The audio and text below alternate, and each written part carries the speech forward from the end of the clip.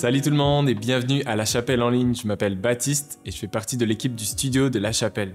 Si c'est une de tes premières fois avec nous, je tiens à te souhaiter la bienvenue.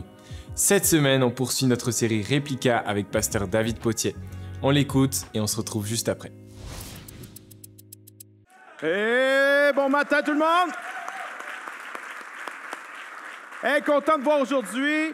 Nous avons relancé nos jeunes adultes vendredi soir et on avait 200 jeunes adultes qui étaient là. C'était incroyable. Est-ce qu'on peut remercier tous les bénévoles qui s'impliquent là-dedans? C'est vraiment nice, pour vrai. Pour ceux qui ne me connaissent pas, mon nom c'est David. Je suis un des pasteurs ici à La Chapelle et j'aimerais une dernière fois vous demander de vous lever pour la lecture des Saintes Écritures ensemble, s'il vous plaît. Jean, chapitre 15. Verset 1, c'est Jésus, le Maître, qui parle et qui dit « Moi, je suis le vrai sceptre. » Il donne l'image d'une vigne ici. Il dit « Moi, je suis le sceptre, le tronc. Et mon Père est le vigneron. Tout sarment qui est en moi, qui ne porte pas de fruit, il le retranche. Et tout sarment qui porte du fruit, il l'émonde, afin qu'il porte encore plus de fruits. » Imagine là que Jésus fait ce discours-là, c'est la nuit, juste avant il va mourir, il est dans la chambre haute avec ses disciples, c'est un moment très intime. Puis là, Jésus va dire, il y a des sarments qui portent du fruit, ils vont être émondés. Il y a des sarments qui ne portent pas de fruit, ils vont être coupés.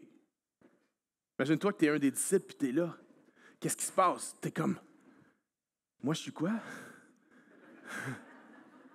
Est-ce que je suis coupé? Ou est-ce que je suis émondé? Verset 3.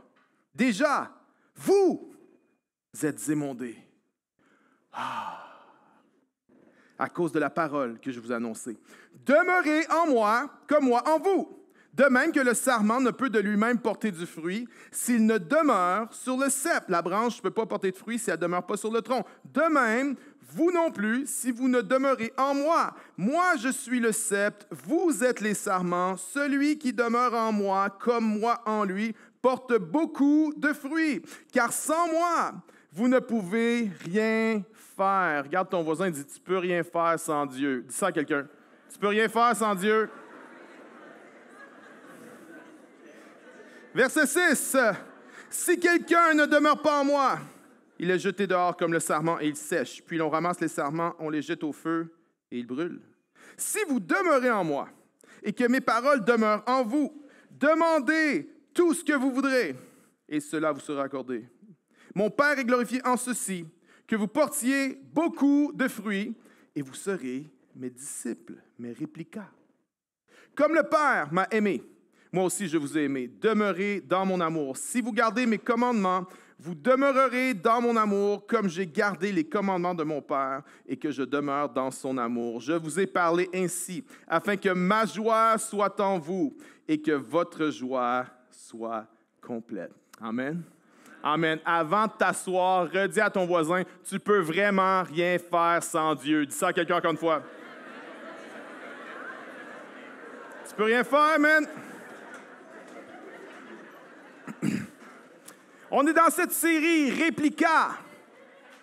Réplica, réplique, une copie parfaite de Jésus. C'est ça qu'un disciple est appelé à être. Et à La Chapelle, on a une mission. La Chapelle existe pour que des gens loin de Dieu soient transformés en disciples de Jésus-Christ qui en forment d'autres. Et c'est notre mission depuis le début, depuis 10 ans. Mais une des choses qui nous manquait, c'est la définition. Mais qu'est-ce qu'un disciple? Si tu poses la question à 10 personnes, tu vas avoir 10 réponses différentes. Si tu lis 10 livres sur le discipleship, tu vas avoir 10 définitions différentes. Alors, on s'est dit, à La Chapelle, on a besoin d'une définition en arrière de laquelle on va se rallier tout le monde pour nous permettre de faire de meilleurs disciples et plus de disciples. Qu'est-ce qu'un disciple? Voici la définition à laquelle on est arrivé. Un disciple est quelqu'un qui s'engage à être avec Jésus pour devenir comme Jésus, pour faire comme Jésus faisait, afin de devenir un réplica de Jésus. Il y a 3 choses. On l'a vu la semaine passée. Qu'est-ce qu'un disciple fait? Un disciple est premièrement être avec Jésus.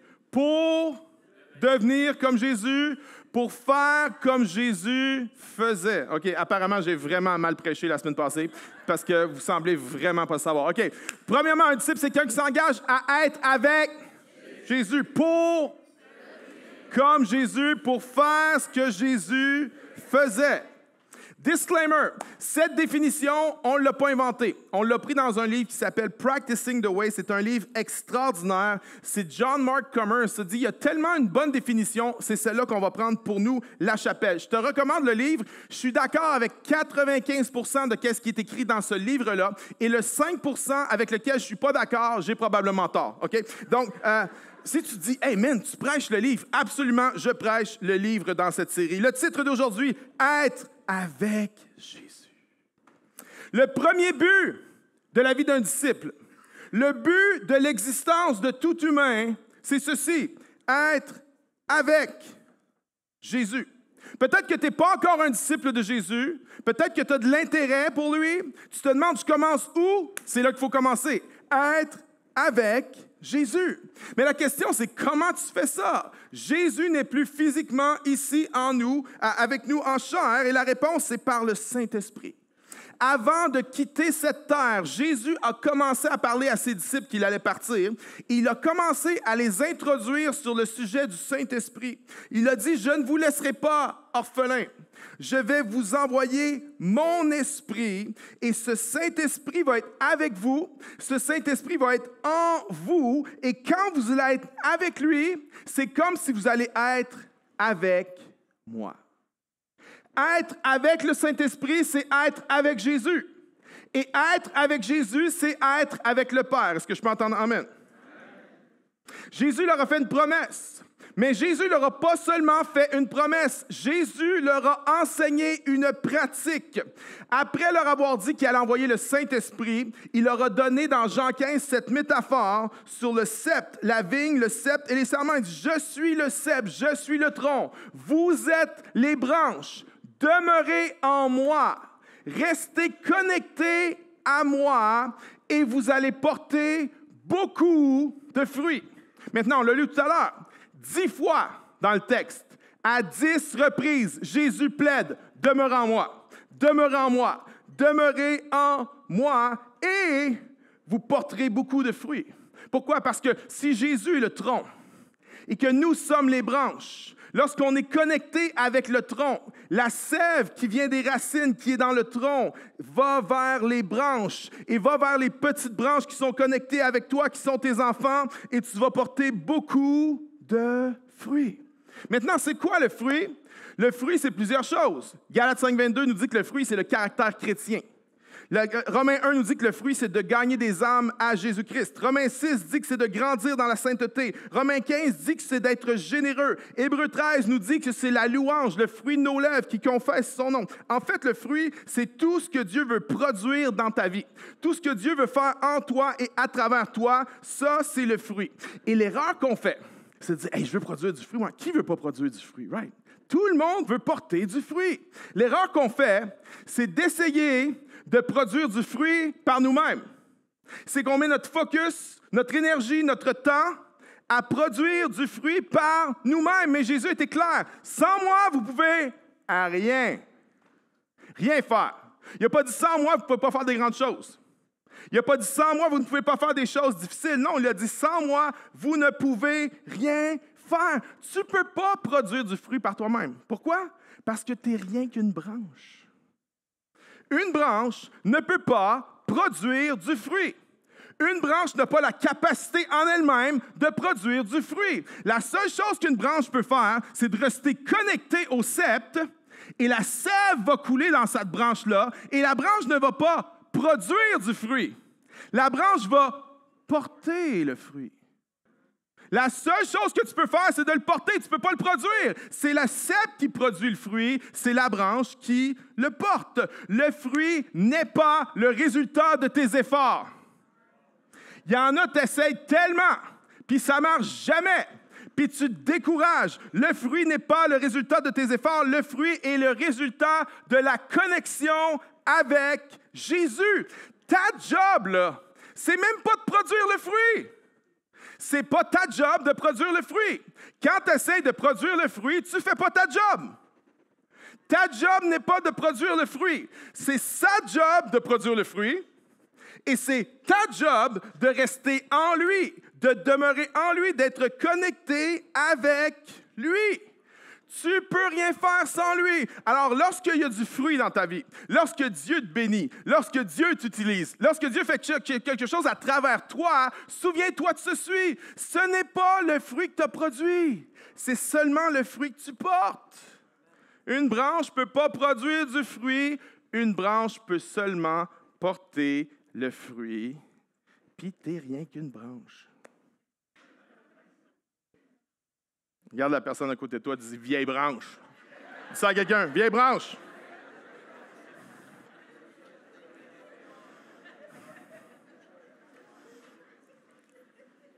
Être avec Jésus pour devenir comme Jésus, pour faire comme Jésus faisait. Voici l'erreur de plusieurs croyants. On essaie de devenir comme Jésus. Parce qu'on se dit, si je deviens comme Jésus, je vais être assez bon, assez propre, assez beau, et peut-être que je vais pouvoir être avec Jésus. Mais si je ne suis pas assez bon, je ne pourrai pas être avec Jésus. Tu as tout de travers. Maintenant, je ne suis pas contre toi. Je ne suis pas en train de te dire que tu es différent des autres. On a tous cette posture religieuse et orgueilleuse de base. On pense qu'on peut faire. On pense qu'on peut y arriver. Alors, notre plan de match, c'est je vais devenir comme Jésus pour pouvoir être avec Jésus. Jésus dit, tu as tout de travers. Ça commence par être avec moi. Demeurez en moi et vous porterez beaucoup de fruits. Dans les mots de l'apôtre Paul, soyez remplis de l'Esprit et vous n'accomplirez pas les désirs de la chair. Il n'a pas dit « n'accomplissez pas les désirs de la chair pour pouvoir être remplis du Saint-Esprit ».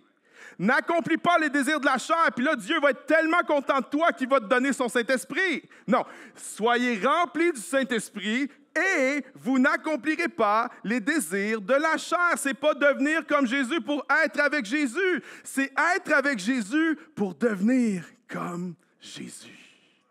Parce qu'on devient comme les gens avec qui on se tient. Qui c'est ça? Right? Récemment, j'ai été invité dans un party. Puis, il y avait plein de monde, mais j'étais arrivé à l'avance. Puis, c'était calme, il n'y avait pas grand monde, c'était cool. J'attendais que ça commence. Puis, tout à coup, est arrivé quelqu'un qui était impliqué dans l'organisation. Et on va dire que cette personne-là, ce gars-là, s'appelait Adam. OK? Avant qu'Adam arrive, j'allais bien. J'étais chill, j'étais relax, mais aussitôt qu'Adam a mis les pieds dans la pièce, Adam, c'est un gars stressé, stressant. OK? Et il a commencé à rendre nerveux tout le monde qui était là. J'allais bien avant que tu arrives, bro. Puis là, il débarque. Puis le gars, il bouge tout le temps. Il parle tout le temps. Il parle à tout le monde. Il parle à du monde qui ne l'écoute même pas. Il est stressant à un point tel qu'à un moment donné, il y a un des employés de la place qui vient me voir et il me fait « En tout cas, je te dis qu'il est nerveux, lui, hein? » Il dit, il va me faire une crise d'anxiété. Maintenant, le gars ne voulait pas faire de la médisance envers lui. Il avait juste besoin d'évacuer le stress parce qu'il allait vraiment péter une crise d'anxiété à cause de Adam stressé, stressant. Maintenant, l'opposé est aussi vrai. Je connais un pasteur à Trois-Rivières, son nom c'est Adama. Et Adama, c'est un homme de Dieu extraordinaire. Adama, il rayonne, OK? Quand tu es avec lui, là, tu ressens la paix de Jésus. Tu ressens la joie de Jésus. La dernière fois que je l'ai vu, lui, quand il dit quelque chose, t'écoutes. C'est un grand gaillard, un gros gaillard. Quand il dit quoi, t'écoutes. Puis il m'a regardé l'autre fois, puis il a dit, « David, bon, j'ai pas l'accent africain, je n'essaierai pas. » Il dit, « Que Dieu te bénisse. » Puis il te regarde dans les yeux, puis là, tu es là comme... Je suis béni. Wouh! Wouh! Je suis béni. Ha ha, yes! Et là, il m'a pris et il m'a fait un hug. Mais un long hug. OK? J'étais là.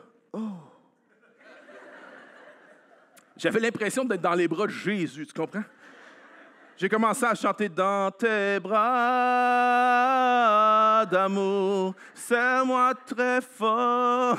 J'avais l'impression d'être avec Jésus. Combien comprennent qu'il y a une différence entre être avec un Adam stressé, stressant, et un Adama qui est calme. Pourquoi? Parce qu'on devient comme les gens avec qui on se tient. Quand tu te tiens avec Jésus, tu vas devenir comme Jésus. Quand tu demeures en Jésus, tu vas porter beaucoup de fruits. Je peux t'entendre, amen?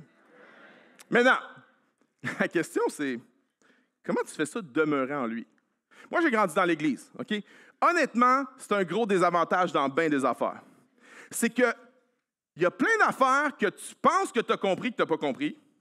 Il y a plein d'affaires que tu fais semblant que tu as compris puis que tu n'as pas compris. C'est vraiment compliqué, OK? Je pense pas que c'est toujours un avantage. Dans certains cas, oui, mais pas tout le temps. Et j'entendais toujours « demeurer en lui, il faut que tu demeures en lui ». Et moi, j'étais comme « ouais ».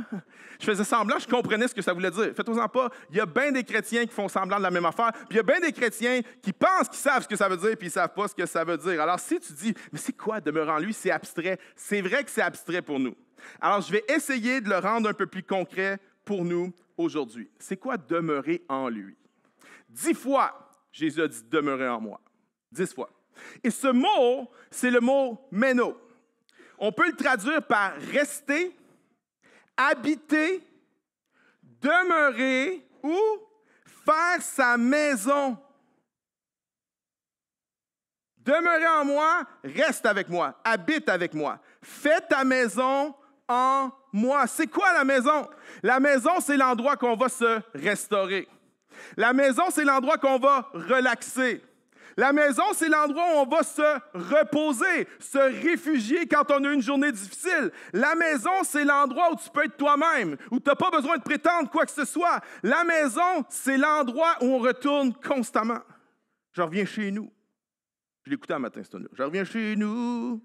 Jésus dit, demeurez en moi, fais ta maison en moi. Jésus dit, l'endroit où tu dois te restaurer, l'endroit où tu dois te reposer, l'endroit où tu dois te réfugier quand ça va mal, l'endroit où tu peux être le vrai toi, c'est en moi. Demeure en moi. Habite en moi. Habite, fais ton domicile avec moi. Maintenant, il y a plein de gens, leur problème, c'est qu'ils ne demeurent pas en lui. Ils veulent juste avoir une petite visite de temps en temps. Salut Jésus, ça fait longtemps qu'on ne s'est pas vu. Je te rends visite un matin, je viens à l'église. Une fois par mois, pas trop souvent, mais regarde, je suis là, Jésus. Jésus ne veut pas de la visite. Jésus veut que tu demeures en lui. Jésus veut que tu demeures dans sa maison. Il ne veut pas de la visite, il veut que tu habites là. Jésus ne veut pas de la visite. Jésus ne veut pas une date. Jésus n'est pas sur Tinder. Amen. Jésus n'est pas intéressé à avoir un one night avec toi, puis c'est fini après. Il ne veut rien savoir de ça. Jésus veut te passer la bague au doigt, mon ami. Bien. Jésus dit, demeure en moi, fais ta maison en moi. Mais tu dis, je ne peux pas faire ça. C'est bien trop dur, c'est bien trop compliqué, c'est bien trop abstrait. Comment je pourrais demeurer en Jésus? J'aimerais dire ceci, tu es déjà en train de demeurer en quelque chose. Tout le monde demeure en quelque chose. La question n'est pas de savoir si tu demeures, la question c'est en quoi demeures-tu? J'aimerais dire la chose vers laquelle tes pensées retournent constamment, la chose vers laquelle tes affections retournent incessamment, c'est la chose dans laquelle tu demeures. La chose vers laquelle tes pensées vont tout le temps, la chose vers laquelle tes affections vont constamment, c'est la chose dans laquelle tu demeures. C'est comme une boussole. Ceux qui ont déjà utilisé une boussole en forêt, l'aiguille d'une boussole fait toujours la même chose. Elle fait quoi? Elle pointe vers le nord. Et si tu viens et que tu perturbes son champ magnétique avec un aimant, dès que tu enlèves l'aimant, elle repointe vers le nord. Ton aiguille, à toi, à quoi elle retourne constamment? 1 fois, 10 fois, 100 fois par jour. À quoi tes pensées retournent? À quoi tes affections retournent? La chose à laquelle tes pensées et tes affections retournent constamment, c'est la chose dans laquelle tu demeures. OK, c'est plus concret, hein? OK. Maintenant, à la lumière de ça, c'est très facile d'identifier la chose dans laquelle la majorité d'entre nous demeure. Ouf. Je te tape pas dessus, là. Je suis en train de me taper dessus moi-même. Demeurez dans votre iPhone 14.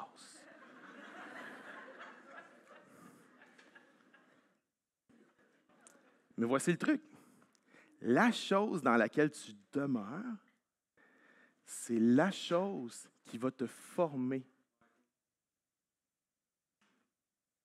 Ça veut dire que si je demeure dans le scrolling incessant des médias sociaux, je vais être formé en une personne anxieuse, fâchée, arrogante, simpliste et distraite. Ça veut dire que si je demeure dans les séries Netflix en rafale, soir après soir, week-end après week-end, je vais être formé en une personne agitée, ennuyée, remplie de convoitises, remplie d'envie et incapable d'être contenté dans la vie. Ça veut dire que si je demeure dans ma carrière, dans ma business, je vais être formé en une personne stressée, anxieuse, prête à sacrifier sa relation avec son conjoint, sa relation avec ses enfants, même sa relation avec Dieu sur l'autel du succès. Si je demeure dans la recherche du plaisir, le party, le sexe, ça veut dire que je vais être transformé en une personne addictive, compulsive, qui fuit toute forme de souffrance. Et by the way, quand tu fuis toute forme de souffrance, tu fuis aussi toute forme de guérison. J'ai parlé de ça à quelqu'un cette semaine. J'ai dit, fuis pas ta souffrance. La personne a subi des choses atroces. Ne fuis pas, parce que là, ça remonte. Puis avant, elle n'était pas consciente de ça. Puis là, les blessures remontent. Puis ça fait... J'ai dit, ne fuis pas ta souffrance, parce que si tu fuis ta souffrance, tu fuis ta guérison. Si je demeure dans la pornographie, je vais être formé en une personne pervertie, obsédée, insatisfaite et centrée sur soi. Mais si je demeure en Jésus, je vais être formé. Amen. Je vais être formé en une personne remplie d'amour, de joie, de paix, de patience, de bonté, de bienveillance, de fidélité, de douceur et de maîtrise de soi. Qui veut être formé comme ça? Qui veut être formé par le fruit de l'Esprit? Amen.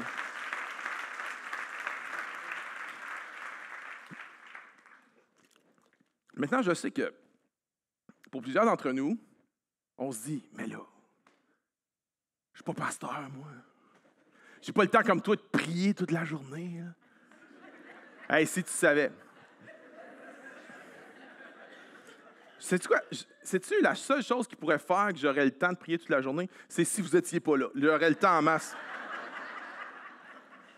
Mais là, on se dit, hey, mais là, comment je fais? Faut-tu que je devienne un moine? Un moine? Faut-tu que je devienne un moine pour pouvoir demeurer en Jésus?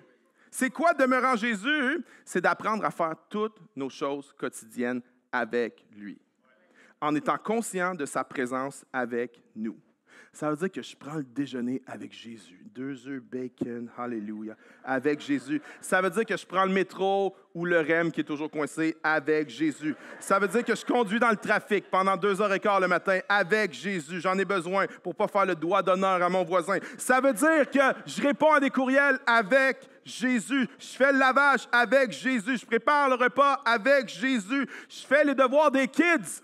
Combien savent que tu as besoin de Jésus quand tu fais le devoir des kids?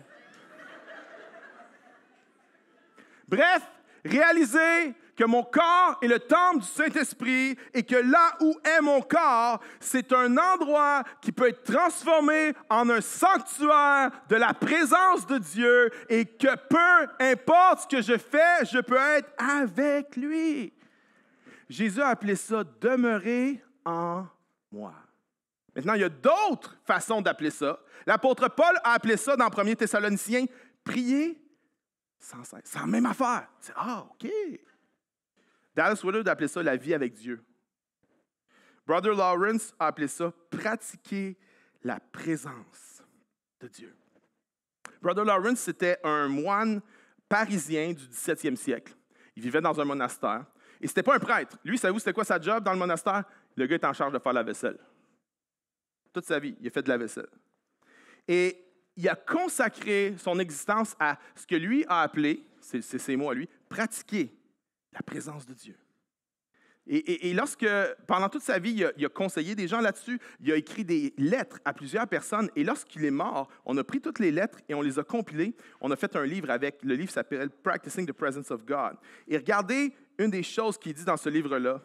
Il dit « Pour moi, il n'y a pas de différence entre le temps dans la prière et le temps de mes autres occupations. Dans le bruit et le fracas de ma cuisine, pendant que plusieurs personnes en même temps me demandent pour différentes choses, je possède Dieu avec autant de tranquillité que si j'étais à genoux devant le Saint-Sacrement.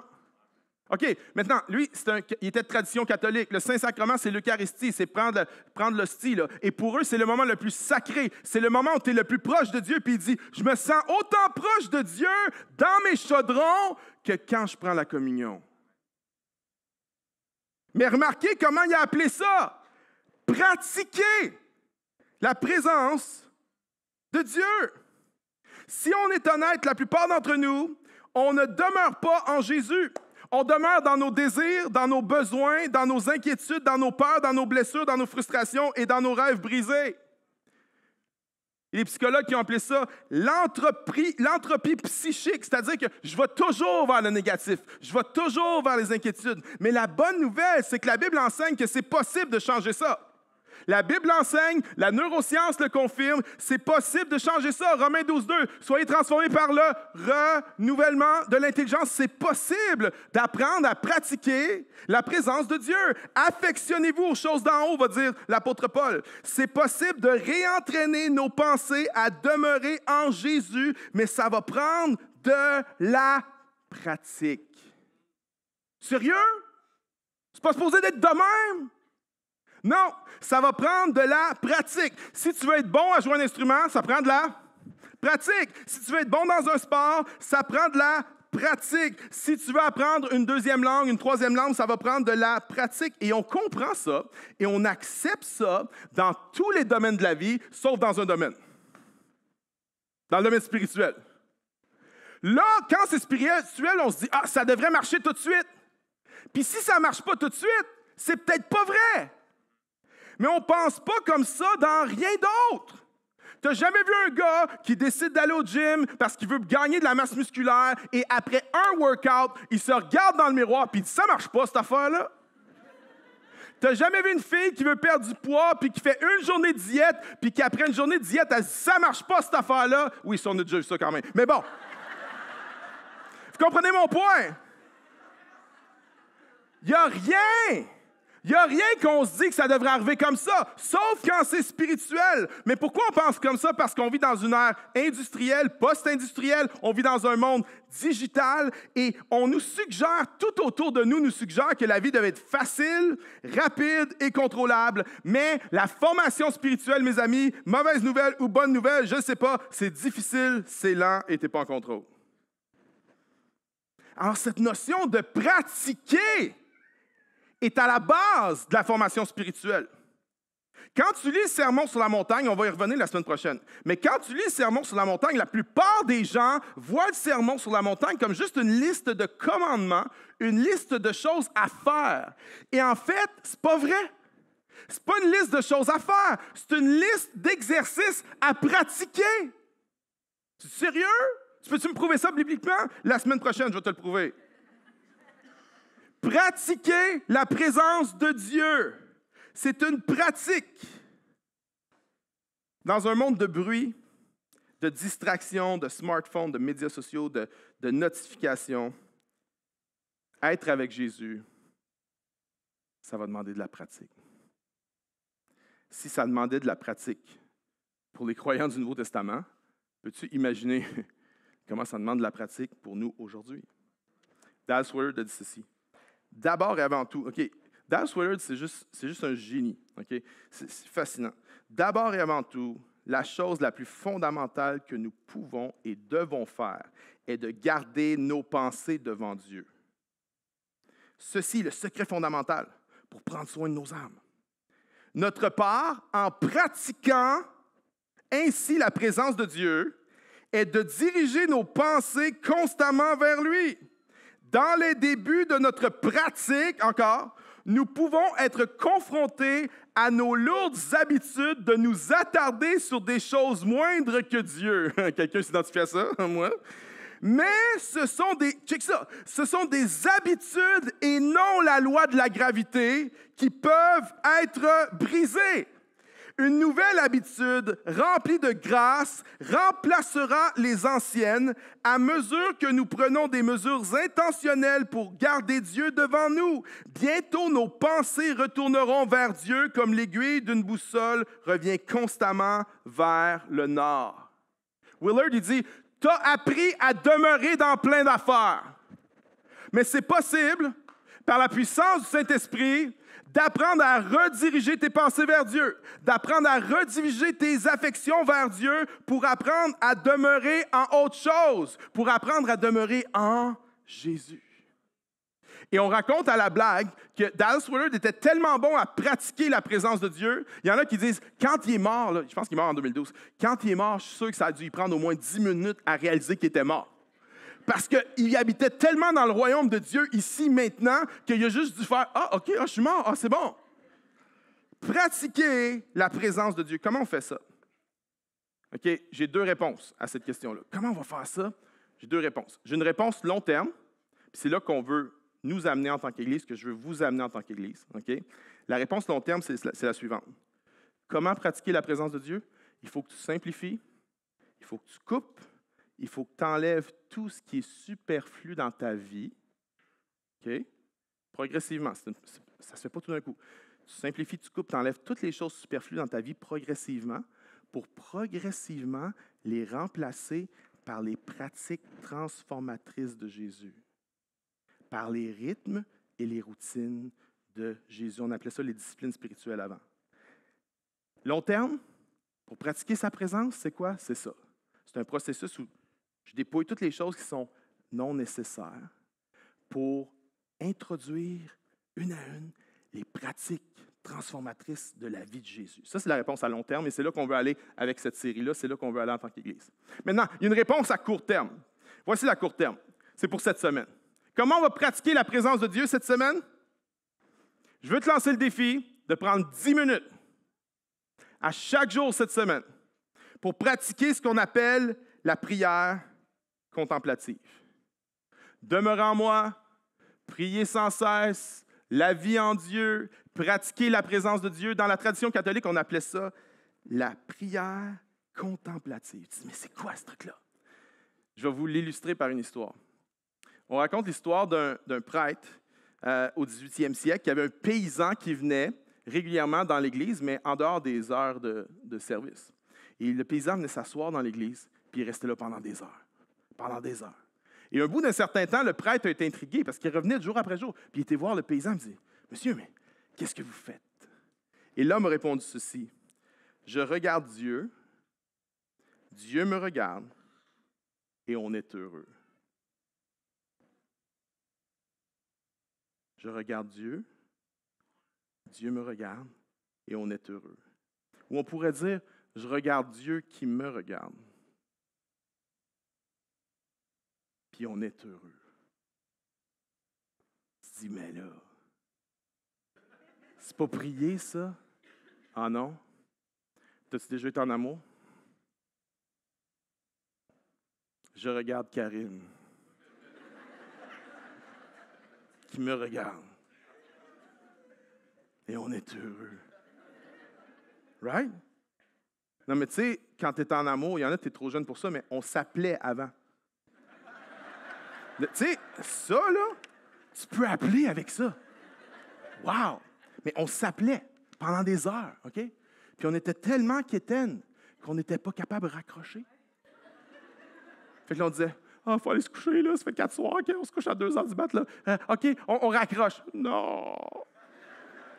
Non, mais il faut raccrocher. OK, on raccroche, mais c'est toi qui raccroche en premier. Non, c'est toi qui raccroche. Non, c'est toi qui raccroche, OK? Puis là, OK, on raccroche en même temps, c'est bon? Puis dans ce temps-là, c'était pas de même, c'était de même, là. OK, on raccroche en même temps. Puis là, tu raccroches pas pour vrai.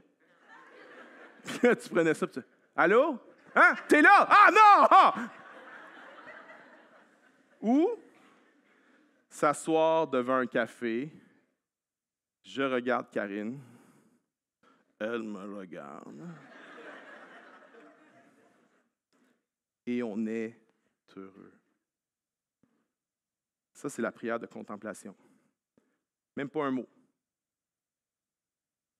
Je regarde Dieu qui me regarde, et on est heureux.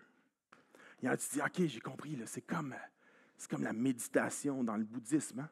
Non, c'est pas ça pantoute. Non. Voici la différence. C'est que la méditation, souvent, l'idée, c'est de faire le vide. La prière contemplative, c'est de faire le plein. du Saint-Esprit. La méditation, le but, c'est d'être présent dans le moment présent. La prière contemplative, le but, c'est d'être dans le moment présent avec Dieu.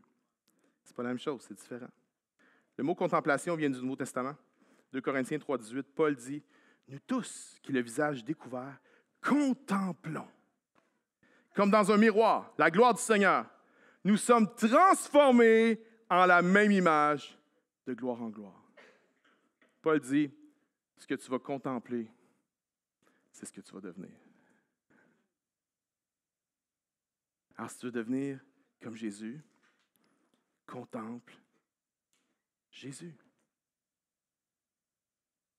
OK, notre projet long terme, c'est de dépouiller toutes les choses superflues pour introduire graduellement, une à une, les pratiques transformatrices de la vie de Jésus. Ça, c'est notre plan de match. Mais cette semaine, voici notre point de départ. 10 minutes. Commence ta journée avec 10 minutes de prière contemplative. Ça veut dire quoi? Silence. Ça veut dire quoi? Pas de téléphone, pas de musique, même pas de louange. Je peux mettre de la louange, je critique. Non, même pas de louange. Tu dis rien avec ta bouche. Tu es là avec Jésus dans le moment. Et quand tes pensées vont à gauche et à droite, okay, parce que ça va arriver. Je ne te dis pas si ça va arriver, ça va arriver.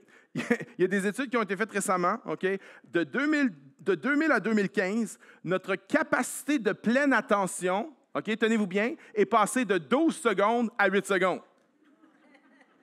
Okay? De 2000 à 2015, notre capacité de pleine attention est passée de 12 secondes à 8 secondes. Okay? Les poissons rouges, je ne mens pas, ont une capacité d'attention de 9 secondes. Ça, c'est en 2015. Je ne veux même pas savoir pour aujourd'hui. Je ne veux même pas savoir. Si tes pensées vont à gauche puis à droite, tombe pas dans un guilt trip. Ah, j'y arrive pas. Tombe pas à te sentir incapable. Fais juste ramener tes pensées sur Jésus. Et pour la plupart d'entre nous, ça va être à peu près aux 9 secondes. 8 secondes, pour vrai. Mais aux 8 secondes, OK, prends 10 minutes, silence, rien. Avant que ta journée commence. Il n'y a rien d'autre. Silence. Pas de musique, pas de louange, pas d'iPhone, pas de distraction, rien. Et là, pendant 10 minutes, mets tes pensées sur Jésus. Puis quand tes pensées vont quelque part, ramène-les. Aux 8 secondes, ramène-les. Puis si tu as l'impression que ça ne donne rien, continue. Parce que la règle de base de la prière, la plus grande règle de la prière, c'est quoi? C'est de keep showing up. Continue à te présenter. Tu dis, oh, mais ça ne donne rien. Non. Continue à te présenter. Si tu ne vois pas des résultats tout de suite, je te dis, ce n'est pas une perte de temps. Il y a un auteur qui a appelé la prière, en anglais, il a appelé ça « wasting on God ». Waste, c'est gaspiller.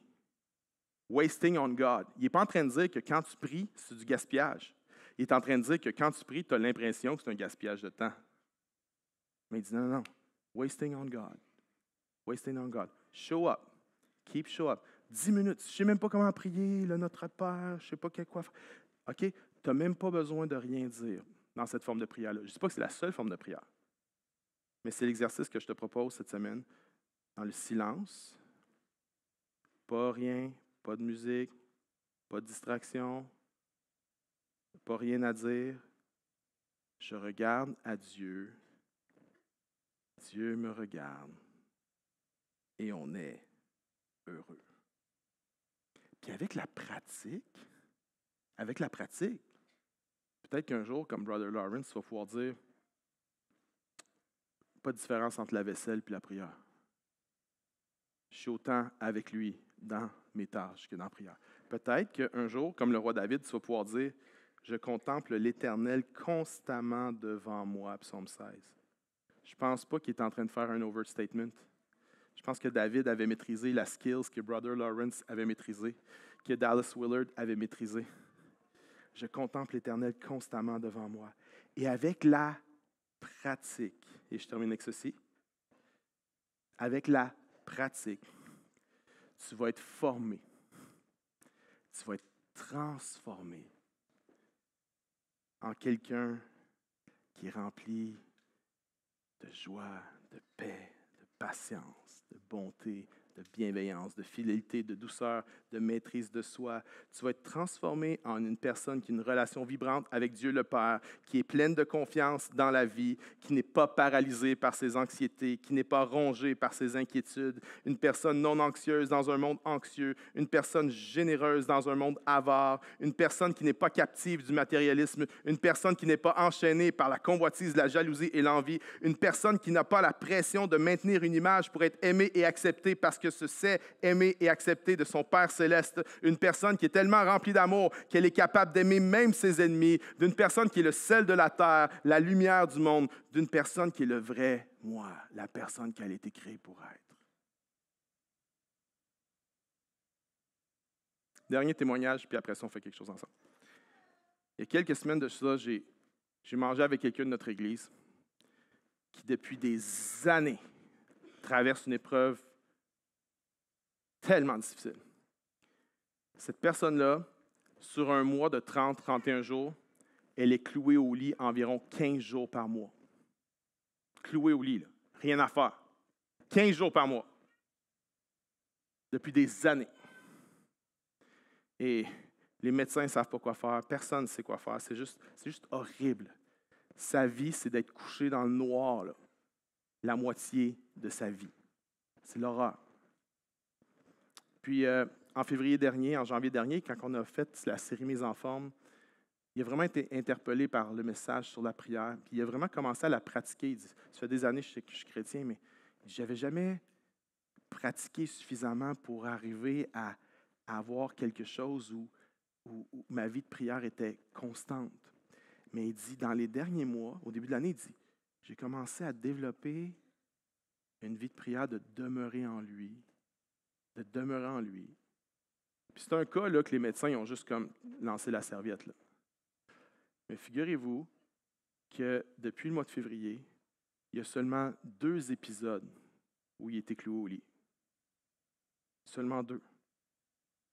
Et je ne serais pas surpris que très bientôt, il n'y en aura plus.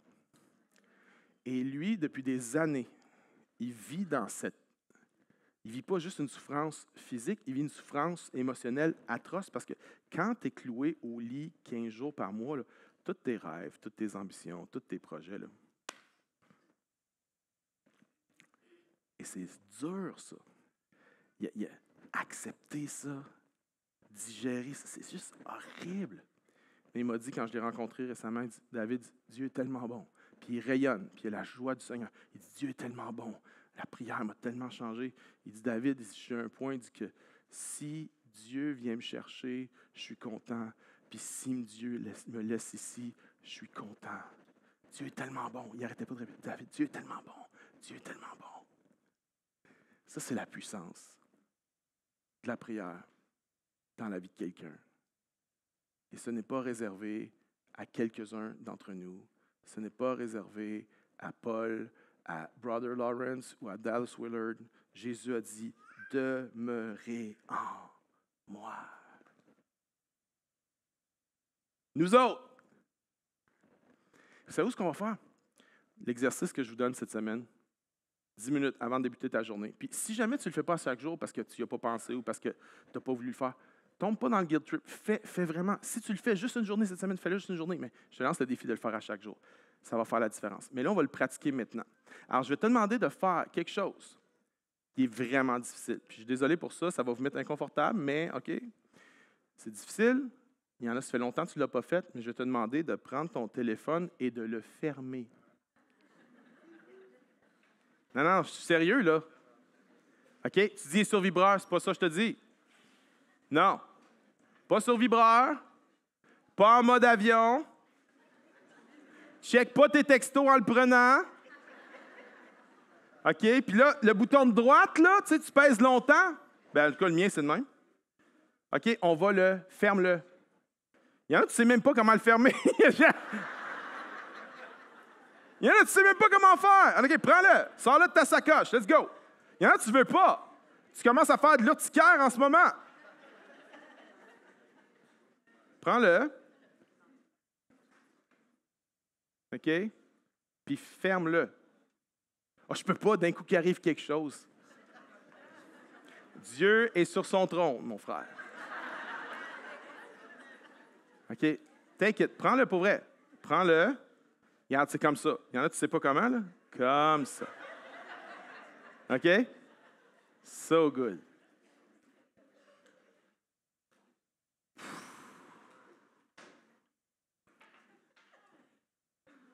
Il y en a, t'en shake en ce moment, là. OK, puis là, maintenant que tu l'as fermé, remets-le quelque part.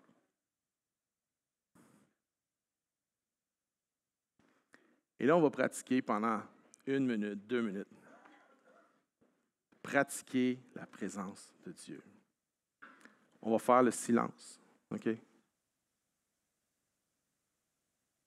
Tout le monde, est-ce qu'on peut faire silence maintenant? Il n'y aura pas de musique? Pas de piano, Pasteur David? Pas de piano. Silence. Est-ce qu'on peut fermer nos yeux?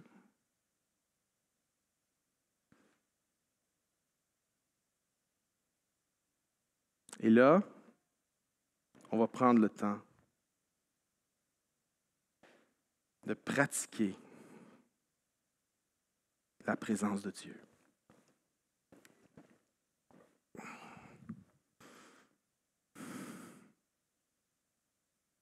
Il y a tellement de bruit.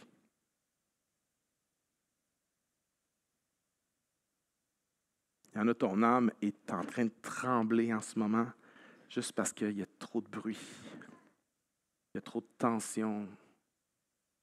Il y a trop de pression. Il y a trop de choses à faire.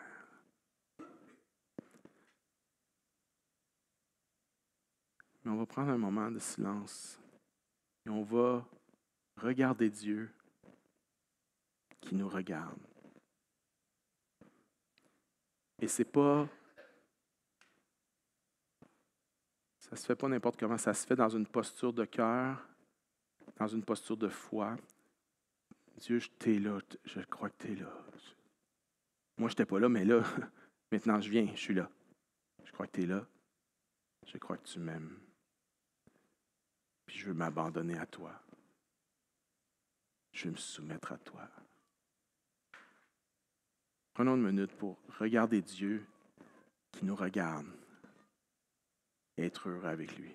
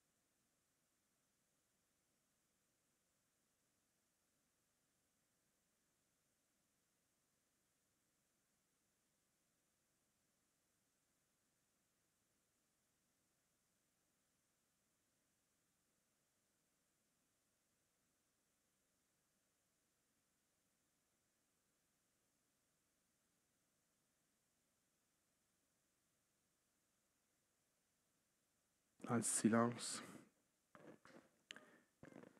tu vas le sentir te regarder. dans le silence,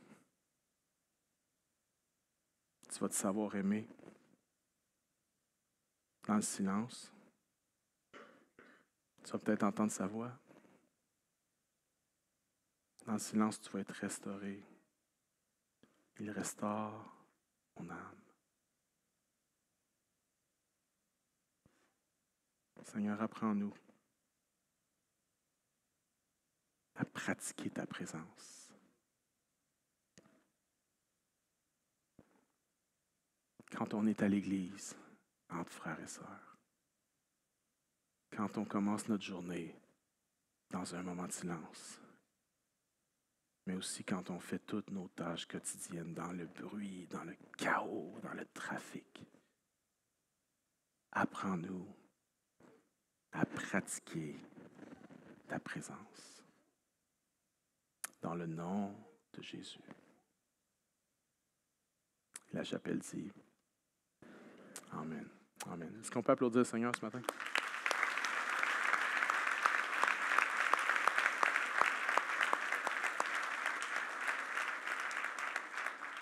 Je regarde Dieu qui me regarde. Quel genre de face tu penses qu'il y a? Il y en a, tu penses que c'est un visage sévère, fâché, qui te rejette. Et c'est ça le mensonge. Le front sévère de Dieu, il a été mis sur Jésus-Christ à la croix. La colère de Dieu, elle a été déversée sur Jésus-Christ à la croix. Pour que moi, David Potier, je n'ai pas à subir la colère de Dieu. Mais que je puisse avoir la grâce, la faveur de Dieu. Alors cette semaine, début de ta journée, en regardant à Dieu qui te regarde. Quel genre de face il y a? Le visage d'un père qui voit son enfant. Ils nous font-tu rire? Hein? Je ne suis même pas capable de les regarder, ces petits-là, sans rire. Je suis comme... Moi, je ris jamais, mais les enfants, ça me fait rire. Ton Père céleste, quand il te regarde, quelle face qu'il a. Tu vois, mais j'ai des péchés. C'est ça, il est comme, yeah, viens te nettoyer. Qu'est-ce que tu fais là? Essayer de te nettoyer tout seul. Qu'est-ce que tu fais à porter le poids de ta faute seul? Qu'est-ce que tu fais à essayer de t'en sortir seul, de demeurer seul, de produire du fruit seul? Qu'est-ce que tu fais? Venez à moi, viens à moi. Moi, je vais te nettoyer, moi, je vais te purifier. Moi, je vais te remplir. Moi, je vais te faire porter du fruit. Alors, cette semaine, regardons à Dieu qui nous regarde et soyons heureux. Amen. Laissez-moi prier pour vous. Seigneur, je te prie maintenant que tu nous aides à faire un pas vers cette vie d'être avec toi. Je te prie que ce ne soit pas quelque chose qu'on pense qui ne vaut pas la peine. Tu es le trésor de l'univers. Alors, je te prie que maintenant, par l'Esprit de Dieu, quelque chose s'empare de chaque personne ici pour qu'il y ait un désir, une soif, un engagement, une résolution à dire « Je veux être avec Jésus ». Plus que jamais cette saison, je veux être avec Jésus. Plus que jamais cette année, je veux être avec Jésus pour devenir comme Jésus, pour faire ce que Jésus faisait. Je prie, Seigneur, pour une profondeur spirituelle dans le cœur de ces croyants. Je prie, Seigneur, pour que ceux qui ne te connaissent pas puissent commencer à dire « Je veux être avec Jésus. Je veux être transformé par Jésus moi aussi. » Et que dans quelques mois, nous puissions regarder en arrière et dire « C'est formidable ce que Dieu a fait.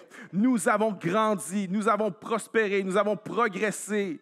Nous avons une proximité avec Dieu qu'on n'avait pas avant. » Dans le nom de Jésus. Et toute la chapelle dit Amen. Amen. Est-ce qu'on peut se lever tout le monde et répondons à ce message par nos chants et par nos louanges. C'est parti.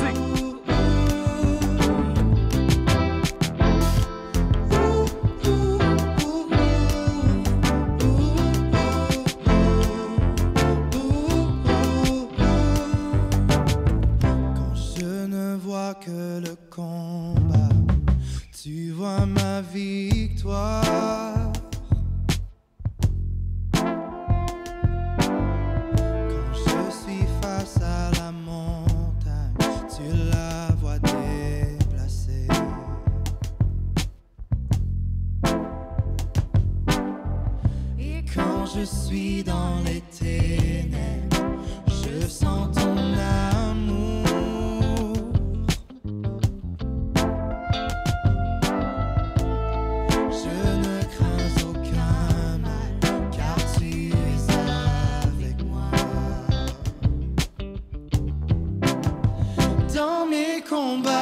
je tombe à genoux, les mains levées vers toi. Oh Dieu, c'est toi qui combats pour moi, et mes angoisses sont mises à tes pieds. La nuit je dirai, oh Dieu, c'est toi qui combats pour moi.